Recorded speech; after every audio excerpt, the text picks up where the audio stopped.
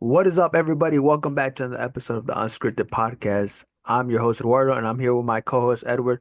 What is up, Edward? Hello, Man, what's we had up? a not much, man. We had a good week in the sports world. A lot of things happened this weekend. Obviously there was a boxing fight, and then obviously football. Football ended. Week two is still going on, but there was a lot of good games on Sunday. And man, there was a lot of injuries for some big time players. Um, probably one of the biggest injuries is Joe Burrow. He will be out for 3 months with a toe turf injury, or um, and is needed to have he's required to have surgery. What's your thoughts on that? Obviously, with him being in your team's division. My thoughts on his injury. I mean, funny. It's not funny, but it's just interesting that we were watching the preseason and we kind of saw like how suspect the Bengals O line is, and up until they finally figured out the Trey Hendrickson situation, we are kind of trying to figure out like, so what's the holdup, or like what's the big deal? But I think you're kind of seeing like, what's the saying, like an organization's only it runs from like the top down or something like that. Yeah.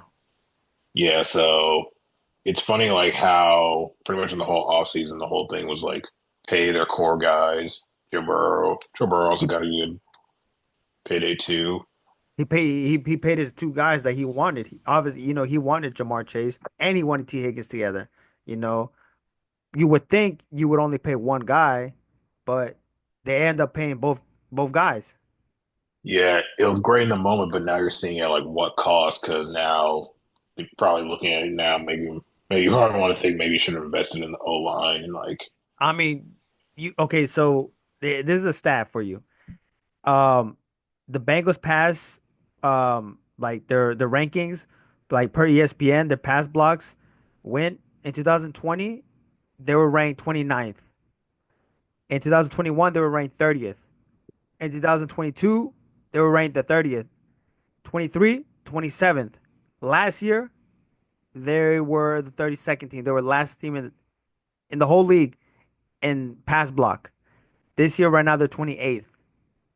That should tell you something that you got to protect your guy. And obviously, 2020, he got a torn ACL and MCL. 2023, he had a torn wrist ligament, and then obviously this year, his toe turf. So you know, we're kind of seeing a lot of things are happening right now. Like people kind of remember, like Andrew Luck. He was getting murdered out there, and then what ended up happening, he had to retire early. Obviously, hopefully, nothing doesn't happen to Burrow, but you got to protect your main guy. I mean, it's also interesting you say that stuff because when he's healthy, you put people like to put Joe Burrow into that category of like the elite quarterbacks in the playing in the NFL right now. But what also doesn't get brought up is like he is injury prone. So it's unfortunate, but I think there's also like a part of us is like we're not really surprised by this. He does have like a No, lengthy injury history that's shut down his seasons. But yeah. I mean, and what's crazy, they're 2-0 right now. Usually in September they're down, they're 0-2. They haven't won a game in September. Right now they're 2-0, and he got hurt. Now they got Jake Browning. Obviously, I think he's already played some games. What was it, 2023 that he got in, and he won some games. So he has he has experience um with this team and playing in the NFL and starting. They I won mean, 31-27. He threw what, three interceptions? yep. Yeah, three interceptions, two touchdowns, 21 for 32, threw for 241 yards. Um, Big day for Jamar Chase. He had, what if I'm looking at the stat right now? He 14 catches for 165 and one TD. Um, I mean, it also brings into the question, do they bring a quarterback? There's been a lot of noise of Kirk Cousins possibly. Just how to see how that kind of all works out with Atlanta. I don't, Atlanta's I paying him mean, all that money. it's it's still pretty confusing because yeah, I guess you have a backup option in Jake Browning, but the crazy thing about the National Football League is it could go two ways. Either he can keep playing during the stretch and that could help him have a good record, but if he's not playing well during the stretch, how long are you going to lean on that option until you get desperate? But Yeah. like for the players in the locker room, like their mindset is okay, we lost our best guy, our our guy, the quarterback. Mhm. And how can you move on throughout the season? This is the second game of the season, and you already lost Joe Burrow. And as the players, you're like, well, he was basically our only chance to try to get to the playoffs and get to the Super Bowl back again. Their defense, it's not the best. Trevor Lawrence made them look good yesterday.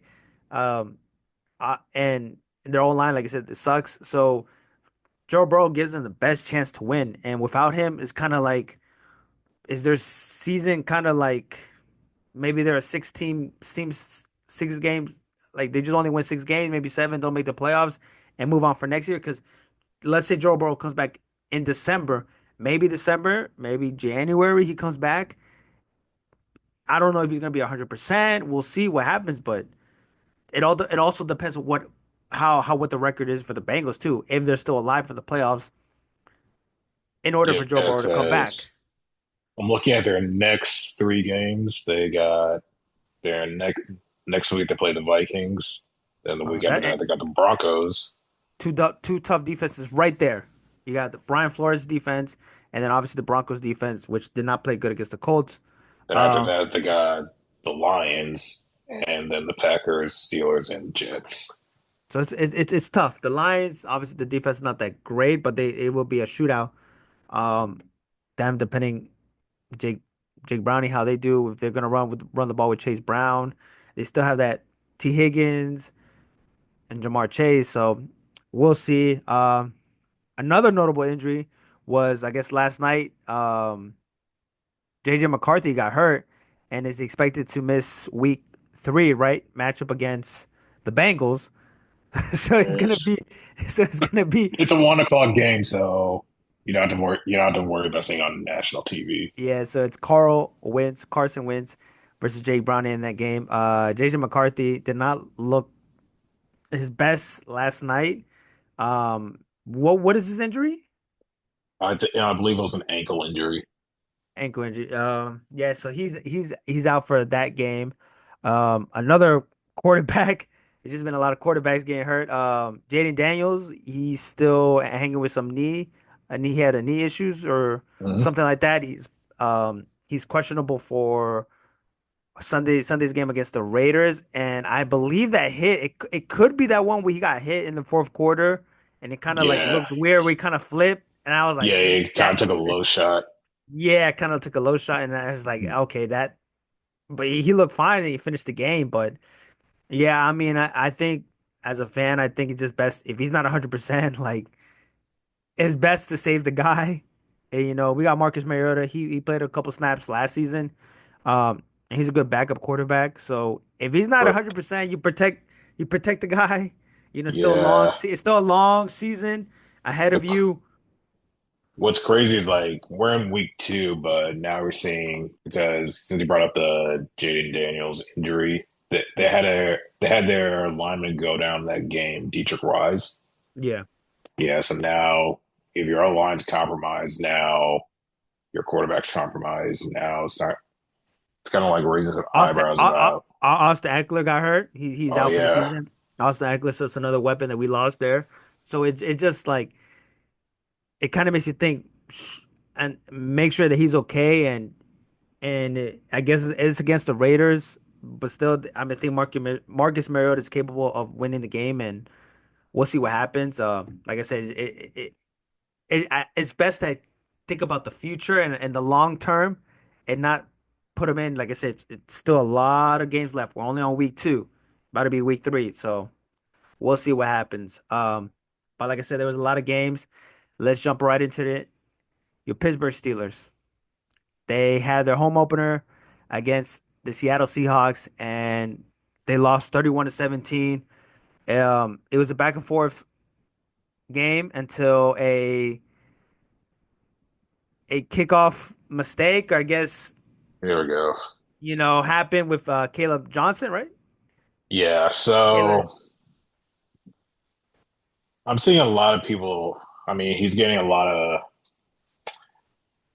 things are being said about him on the internet, and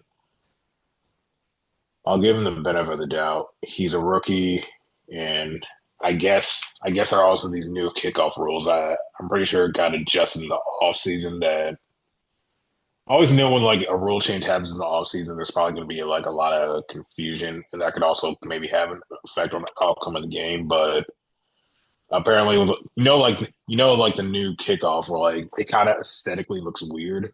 Where Mhm. like I Yeah. think the returner is not usually in like the spot that you'd expect the return to be, Yeah. but I guess with the whole landing zone, I guess the ball landed in the landing zone, therefore it being a live ball.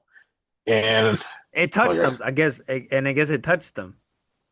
I Or guess he it made contact with the ball. Somehow it made contact. He made contact with the it ball. bounced off. No, it bounced off his helmet, and I think he believed or he thought that would result in a touchback, so he didn't really have to do anything. But Now, based on the new kickoff rules, that's technically a live ball, and now, unfortunately, now would Seattle's you put special team. now would you put that on the special teams coach and not and also him because he's not aware of the rules? Now, this is the thing. Like you said, with these rules, I sometimes it has to happen to somebody, unfortunately, in order for Uh, the whole league to notice, okay, I see where you're getting at. during the kickoffs, like this is now more teams are the league's now aware of these rules now, knowing that he messed up. So I guess it sometimes you got to take somebody to take the hit or make the mistake in order for the whole league to know these are the rules now. Yeah, I mean, Caleb Cause he, Johnson. cause, cause he basically walked off. He didn't even run back or anything. He just completely No, like, like I said, he believed it was a touchback, so I think he thought it was still the old rule as opposed to the new rule. But obviously, he's not using it as an excuse. He took the accountability when he was asked about yeah. it, and And obviously, that he's was a the turning point. rookie. And that was the Yeah, turning point of the game. That was the whole turning point of the game. Like you said, it was pretty back and forth. I think just like I said last episode, the issue was your defense again. You guys cannot stop the run.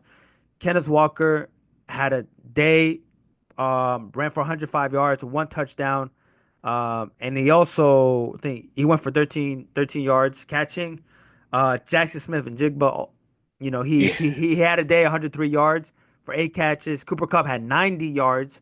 So it's been your defense, your strongest. It's always been, like I said last episode, your defense has always been, the strongest point of your team. And again, it just 31 points at home.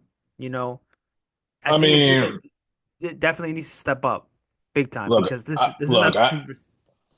look. I understand it's still week two, and I know that we really like put a lot of money into our current defense, and I wasn't expecting our defense to look like the '85 Bears or the 2000 Ravens. Those are historically great defenses, but Mhm. obviously, when you put in that much money into that defense, there was always on Sundays not what we envisioned. But I still believe like there's still time to clean things up. Even TJ Watt, when he was asked, he said like we got to look in the mirror, and obviously they're going to take accountability. So I'm Mhm. not hitting the panic button, and I know we have like we got like three of our starters out on defense: Derek Harmon, Joey Porter Jr., Deshaun Elliott, and obviously there's not an excuse, but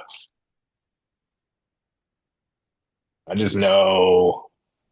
And it was really that whole game and like all the miscues and like the collapse is just like really a tale of the quarters because There early in was a the lot of first miscues, quarter, a lot of yeah, miscues. early in the first quarter, you can make an argument that I think Jalen Ramsey was like the only person on the defense that showed up.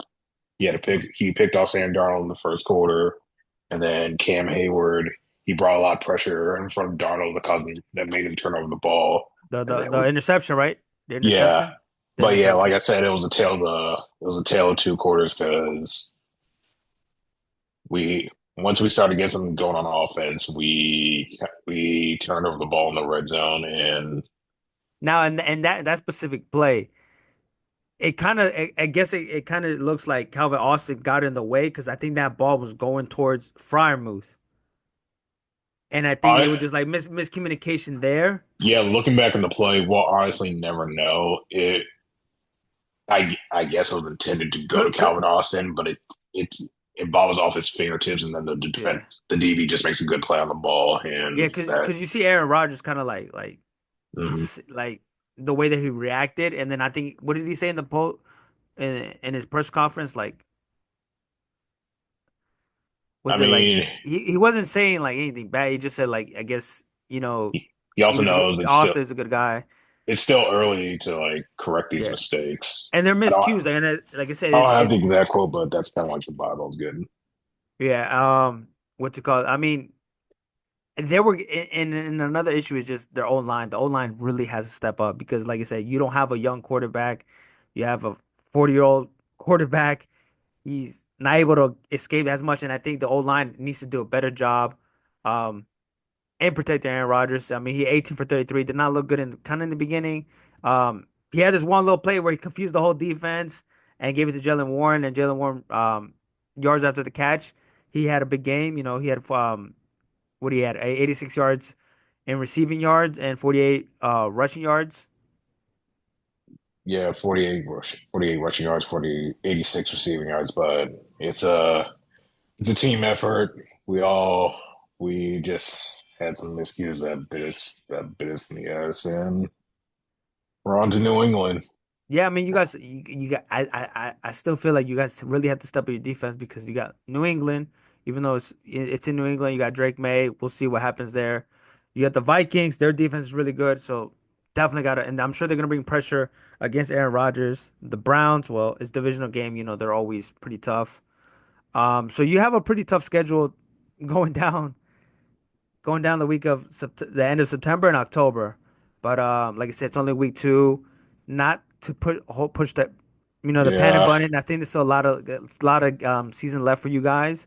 like Um, my emotions were pretty much like I was riding high in like the first half when we were like getting the turnovers and the stops, and then like I could just see that we just collapsed in the fourth, and it wasn't really anger, it was just more disappointment of like what just happened, and that's the story of the Steelers yesterday.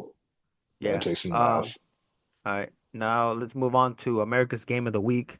It was the Super Bowl of last year's rematch, the Eagles versus the Kansas City Chiefs. The Kansas City Chiefs are 0-2 to start the season. They are 0-2 right now. Like, what's your We can't. thoughts on this game? They lost at home against the Eagles. I think wasn't that surprising because the Eagles they're stacked. Um, but what's your thoughts on this game? Thoughts on the game? Probably more low scoring than like maybe what we probably expected, but honestly, both teams were kind of the Chiefs. They actually were in position to win that game, unless obviously because of the whole Travis Kelce.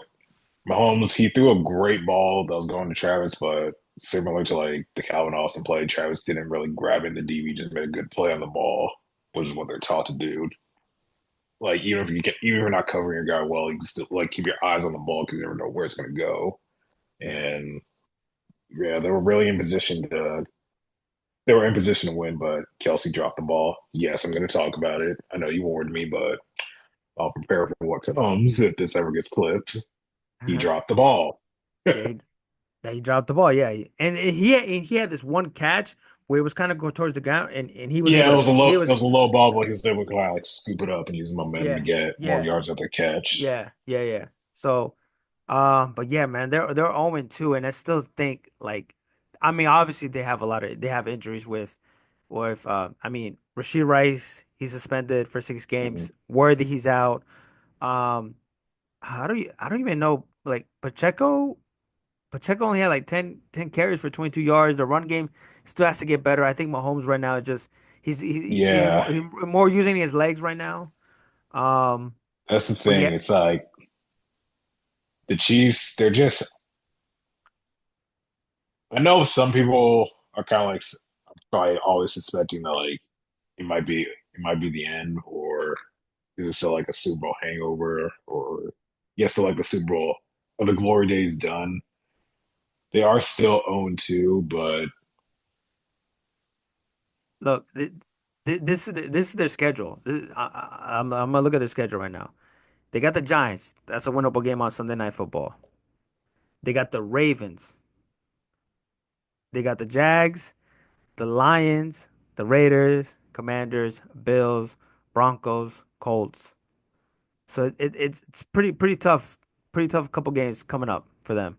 I think the Giants is a winnable, so I think they get their first win in that game. Ravens, Chiefs, we'll see what happens there. But I, eh, I mean, the thing I is, it's like obviously on that Mahomes run.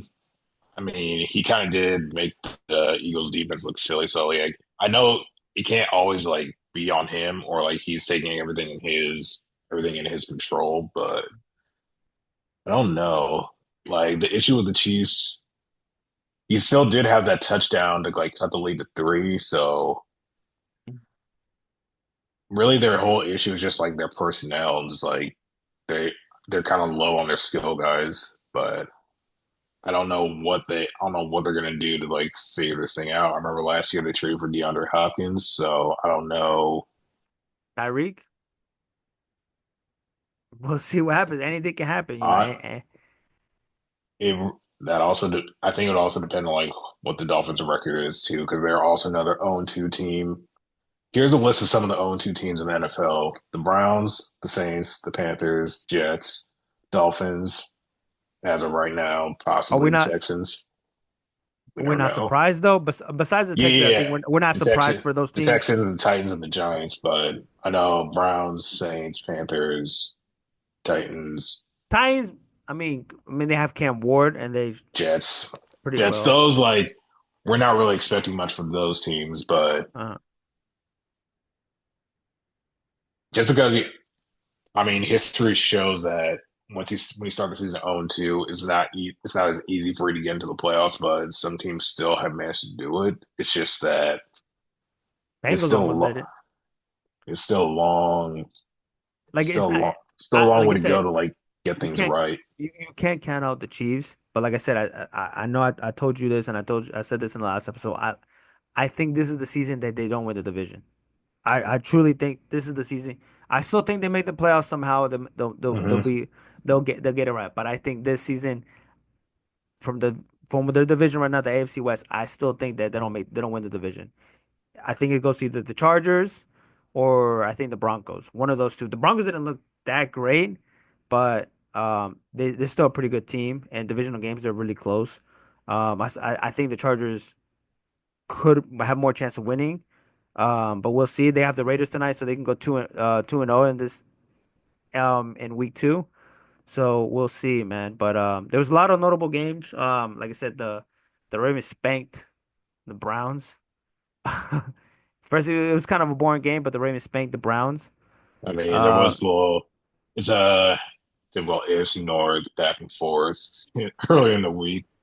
yeah, It turns out, I guess, even though they lost the game, I guess maybe the Browns did maybe win that little jawing match because they said Derrick Henry's yeah. not tough to stop, but his stats They got his beat. stats might have backed up their argument. Yeah. The Lions spanked the Bears, which brings a lot of question.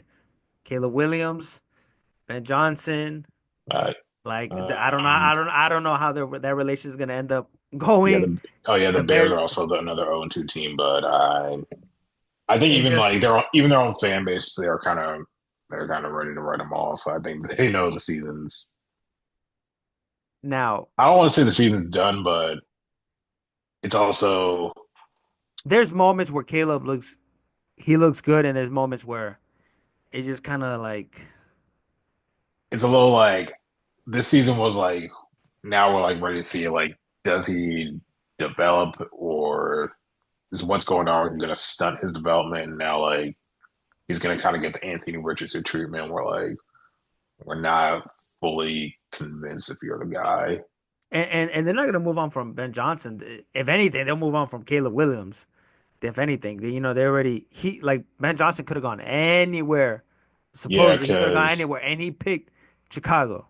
Yeah, last week we were recording, so we didn't really, I don't know if we really saw too much of the whole Vikings Bears game, but there are still moments where, like, you look at Caleb Williams playing, he still has, like, the physical traits and playmaking that kind of made him the number one overall pick, but it's also his decision making that's, like, you're just scratching your head into, like, I don't know if he's really developing or if he's necessarily understanding the playbook or, like, making His, the proper decision.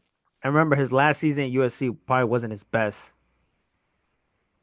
And obviously he was always going to be the number one overall pick. So we'll see what happens with the Bears. I think the fans just kind of like, well, I think they just gave up already. They already run off It, the season, and it's it's only just, second week of the season.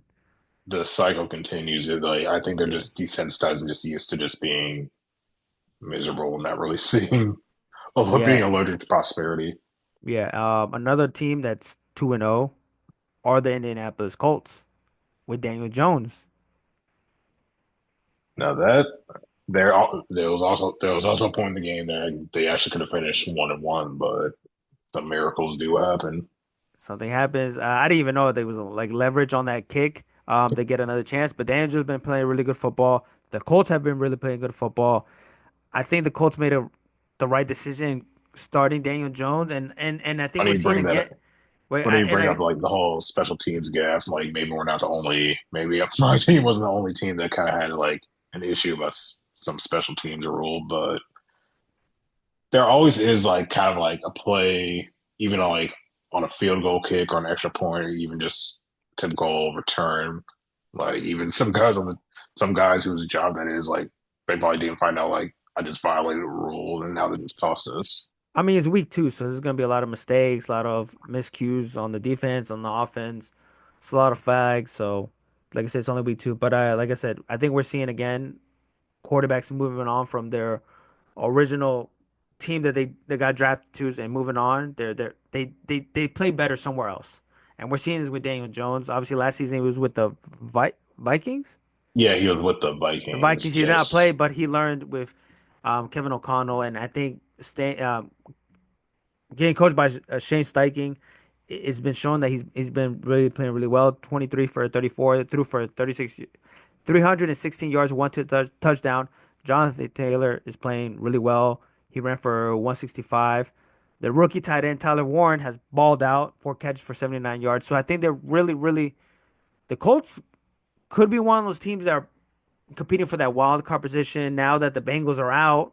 I mean, that they lost Joe Burrow, that could open up another spot for that wild card, maybe get in that playoffs position. Now you can see the Colts now.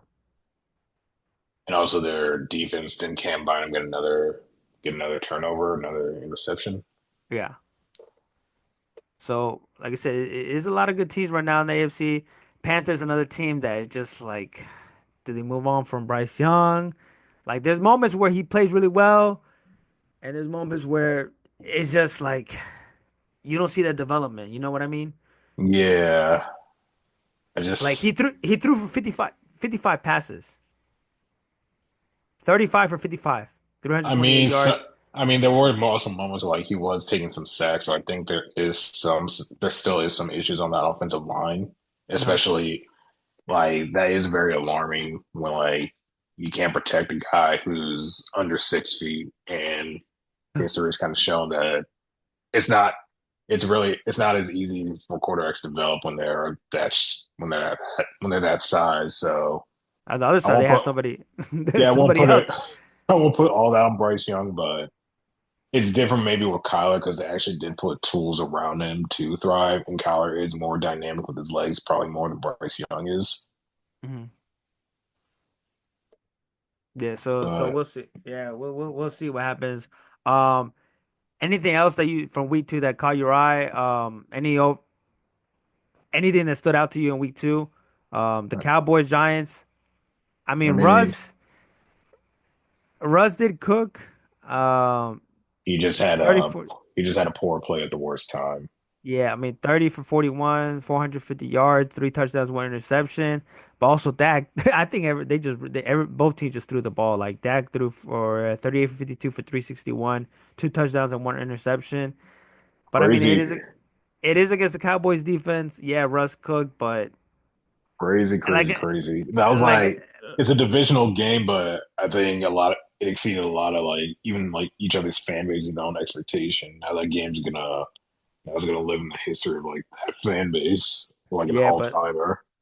but like I said, it could be to a point where they put in Jackson Dart. Who knows? Like I said, yeah, he put up good numbers, but it's against the Cowboys defense. Trayvon Diggs was getting cooked for the I think most they part. I think they actually Neighbors, did. Might be a mistake, but I think they did give some Jackson Dart some snaps in that game. yeah, he one carry Just for -3 yards. yeah, just trying to see what they had, but Yeah, and Malik Neighbors finally, after week one where he wasn't getting the ball and anything, he got 9 catch for 167 yards and 2 TDs, so he balled out. Robinson got 8 catch for 142 and 1 touchdown. So, it was a lot of points. Not that the defense, both defense didn't look that great, but like I said, I think at still one point they could move on to Jackson Dart when they're more comfortable. Uh, but yeah, man, that's about it for this week of NFL. There's still two games going on right now. The Bucks are winning 14-10, and then we have the Chargers Raiders in that divisional game that starts at 10 o'clock. Which on the East Coast, man, like the, these games, man. I think the East Coast we suffer a lot with these sporting events when they start so late. Like even Saturday, right, with the Canelo versus Crawford fight.